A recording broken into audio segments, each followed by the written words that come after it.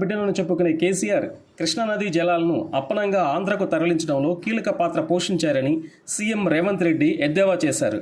దివంగత సీఎం వైఎస్ఆర్ చెప్పినట్లుగా తల ఊపి చెప్పులు మూసి మరీ ఆనాడు కేసీఆర్ కృష్ణానదీ జలాలను పాలమూరు నుంచి తరలించినట్లు సీఎం రేవంత్ రెడ్డి సంచలన ఆరోపణలు చేశారు. అలాగే ఏపీ మాజీ సీఎం జగన్కు వీర తిలకం దిద్ది అప్పనంగా రాయలసీమ జలాలను అందించిన ఘనత కూడా నీదే కేసీఆర్, మాపై ఎందుకింత కక్ష అంటూ సీఎం కాస్త భావోద్వేగానికి గురయ్యారు.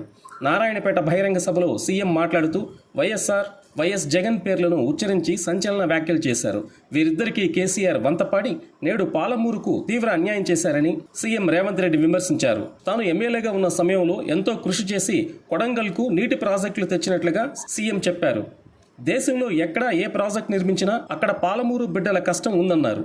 వలసలు వెళ్లటం, పిల్లలను ఇంటి పెద్దలైన వృద్ధుల వద్ద వదలటం ఇదే పాలమూరు బిడ్డల జీవిత చక్రంగా మారిందన్నారు.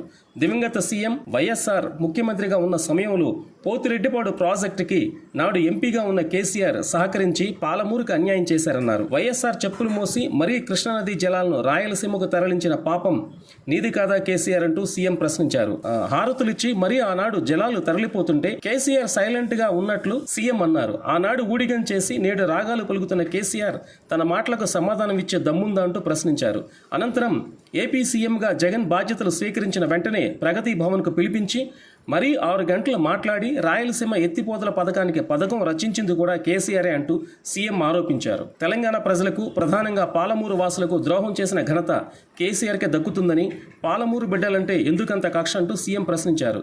జగన్ సీఎం కాగానే రంగారెడ్డి, మహబూబ్నగర్ జిల్లాల్లో ప్రవహించాల్సిన కృష్ణా జలాలు రాయలసీమ జిల్లాలకు తరలిపోతుంటే జగన్కు వేరే తిలకం దిద్ది మరీ నాడు కేసీఆర్ మద్దతు పలికారన్నారు. 10 ఏళ్లు అధికారంలో బీఆర్ఎస్ ఉండగా 5 ఏళ్లు నీటిపారుదల శాఖ మంత్రిగా హరీష్ రావు, మరో 5 ఏళ్లు కేసీఆర్ ఉన్నారన్నారు.